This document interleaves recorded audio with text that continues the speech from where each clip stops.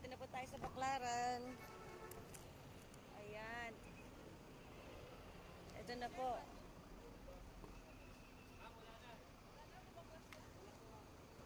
Okay, ayan. Ma'am Celine, nasa Baclaran na tayo. Yes. At ang ginagawa po natin ngayon ay chine-check lang po natin.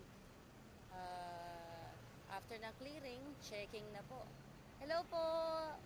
Good morning! Ito po yung contingency natin for ASEAN. Nandito po yung CDC natin. Galing po sila sa NCRPO. So kasama po rin natin sila tumutulong sa kaayusan dito.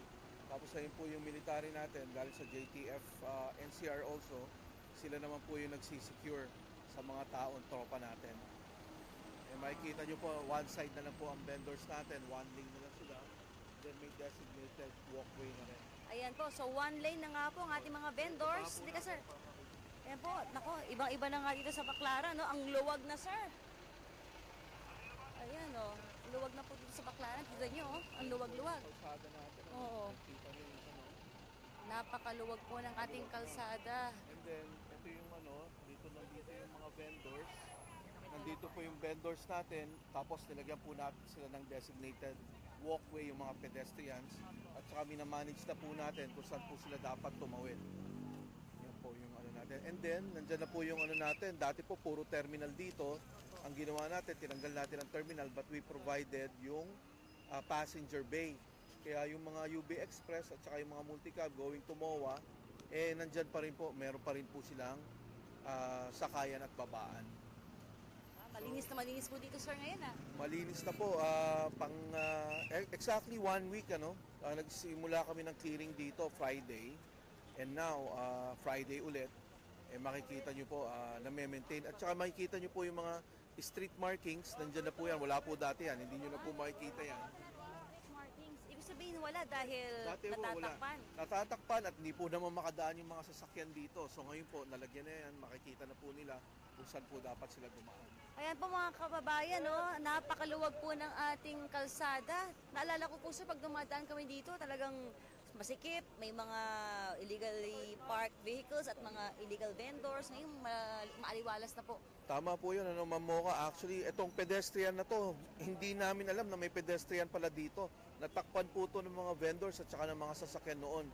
Kaya ngayon po, nagre-repainting kami ng mga kalsada natin para malaman po ng mga ng mga sasakyan kung saan po sila dadaan. Ito po, gagawin na po natin itong isang way, one direction, tapos all the rest, pag na po. Kahit po nung Wednesday na araw ng Baclaran, maayos na sa ayos po natin ang flow ng traffic dito, pati po ng pedestrian. Wow, siguradong tuwang-tuwa po yung ating mga motorista, ano po? Oo, malaking ginhawa po, lalo na po yung may mga panata dito sa ating Redemptorist Church.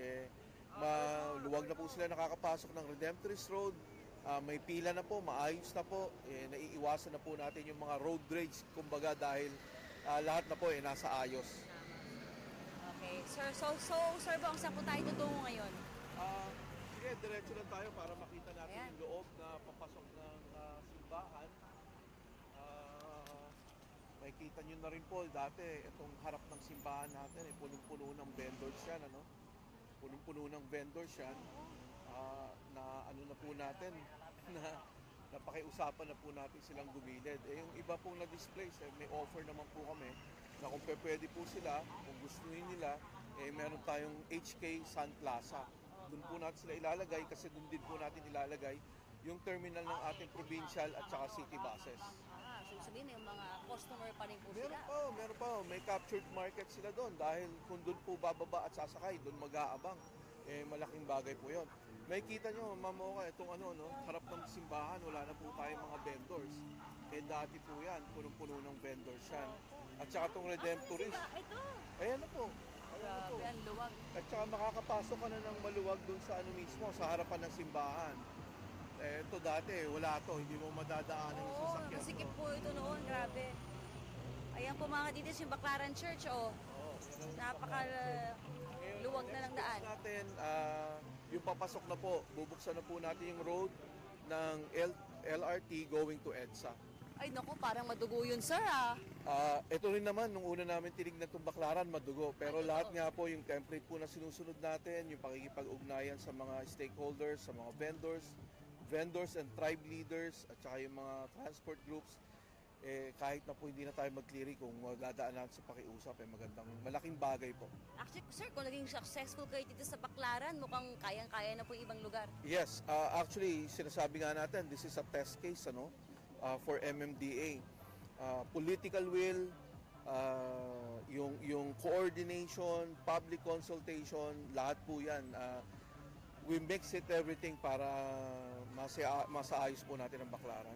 Yes, sir. Sige po. So, tuloy-tuloy tayo. Ay, si Sir Tim! Sir Tim! Congratulations po, grabe. Nakita ko po ngayon with my own eyes na sobrang luwag na po ng Baclaran. Paano niyo po ito, sir, nagawa after all these years? Tumutulong po lahat. Lahat to, pati yung mga transport sector, yung ating mga kapatid na Muslim. So, tulong-tulong po. Ano lang po talaga. Hopefully ma-maintain natin and hopefully kumalat yung mensahe natin na basta nagtutulungan may pupuntahan. Ayan. Sir, kasi po, madalas po akong dumadaan dito sa gabi.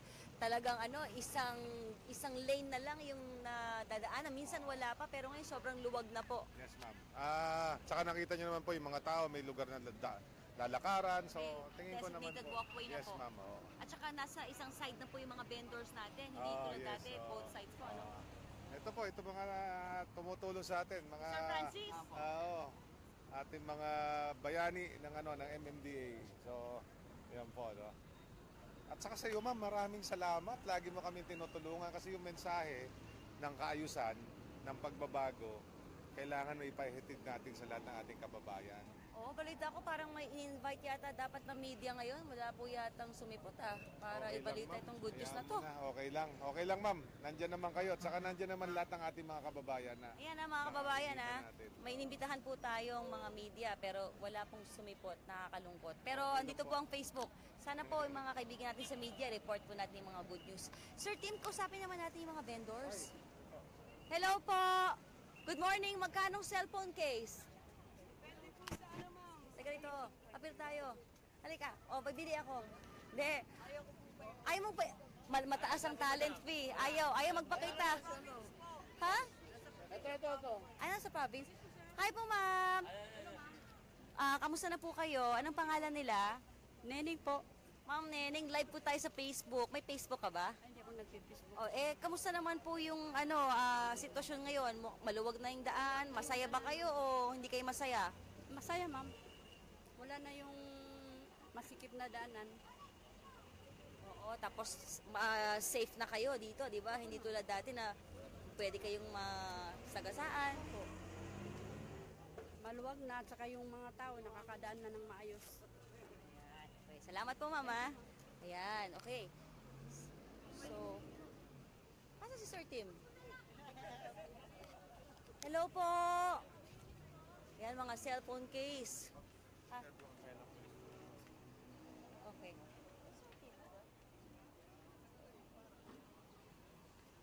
Ay, ate! Tagalinis ka ba dito? Ay, halika, te! Halika, Eli, wala po ko uniforme. Bakit bawal ba? Opo, kailangan po meron. Oo, sige, okay lang. Ayan po yung ating mga tagalinis. Hi, ate!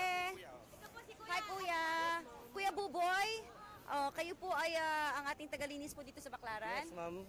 Kamusta po ang ating kalinisan dito? Okay naman, ma'am. Everyday naman pong malinis. Dahil magaling po ang ating butihing mayor at ang hepe namin ng si Mr. Bernie Amorao. Talagang napakasisipag po ng aming mga leader at ng butihing namin mayor. Pati mga tao natin. Ayan, talagang walang kalat, sir, ah. Talagang ngayon po ang pina-implement po ng ating butihing mayor na maging malinis po ang Baclaran. Ay, salamat, sir, ah. Okay. Salamat din po sa mayor ng Baclaran. Thank you po. Kasaan na tayo? Ayun, so balikan po natin si Sir Tim. Ayan, good job po ha sa mayor ng Baclaran at sa mayor din po ng Parañaque. Maraming salamat po sa inyong pakikiisa sa ating administrasyon.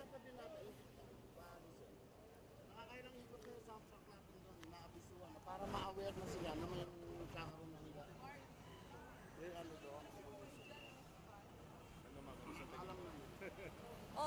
messages, mga kababayan, ano sa tingin nyo? Feedback? Aba, syempre sir, masayang-masaya tayo dahil hindi nga po ini-expect ng mga kababayan natin na posible ito eh. Though may mga comment po tayo, syempre may mga ibang tao nagsasabi baka sa umpisa lang daw ito. Tignan na lang ho nila. Basta ang maliwanag ho dito, pagka sinubukan ho natin, magagawa naman ho. Tsaka isa ho siguro dito, mensahe talaga natin. Mensahe po natin, Presidente. Dito po, wala na po sindikato, wala nang kumukuha sa kanila ng kung ano-ano mga kaperahan dyan. Ito po, kaya siguro nagtagumpay ito. Dahil ito talaga, yung ayos sa lahat, hindi lang sa kalye, pero sa pakikitungo rin sa kanila. Diretso po ba tayo dun, sir? Saan tayo tutungo ngayon, sir? Ano yung church po na para Sige. tayo? Mga mano ka. Ayan, tayo po sa may Baclaran Church. Hindi pa kayo malilate sa lakad niyo, sir? Sino, sir? SWAT? Ha? Hindi, para sa ano kasi yan. Sa ASEAN. Sa ASEAN. Pero hindi yan ang rason. Ang gugwapo naman! Sir! Oh, ang ating mga magigiting na SWAT team. Hello po!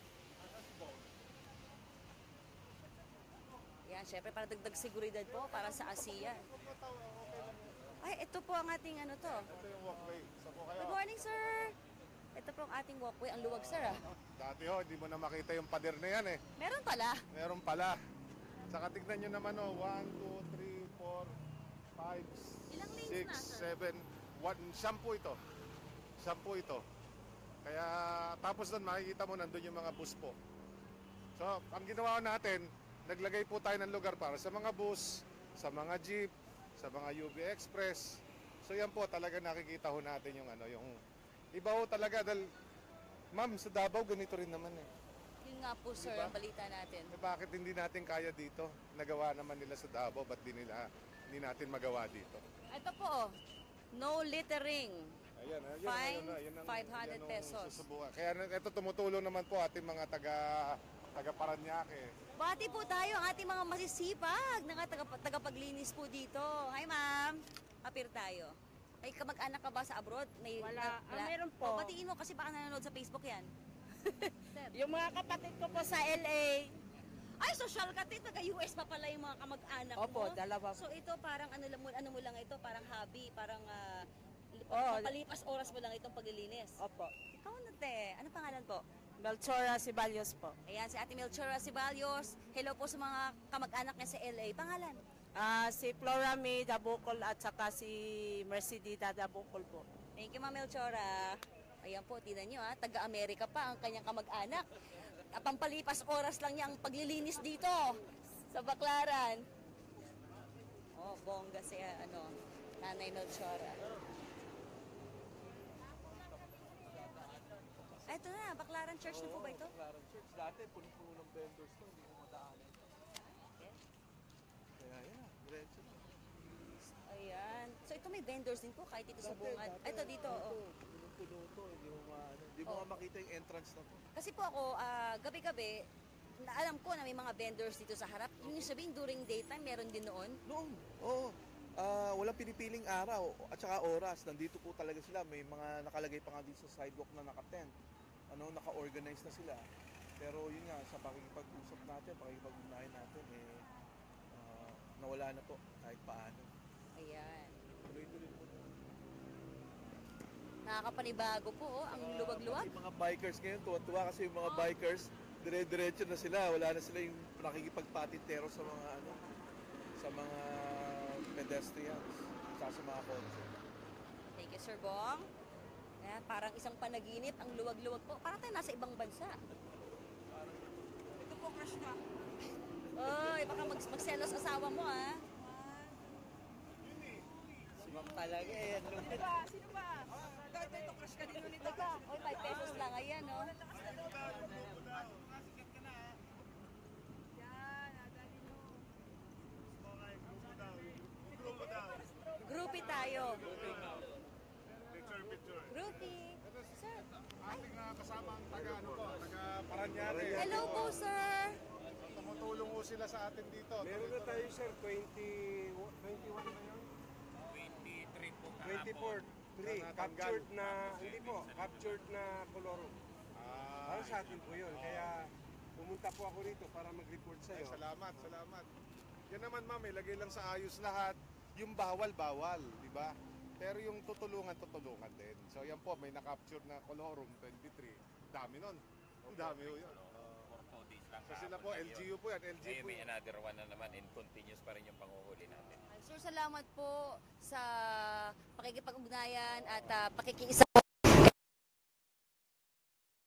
Paranaque. Nakikiisa po, Paranaque. Salamat po sa inyong mayor. Salamat po, sir, sa inyo. Serbisyo lang po.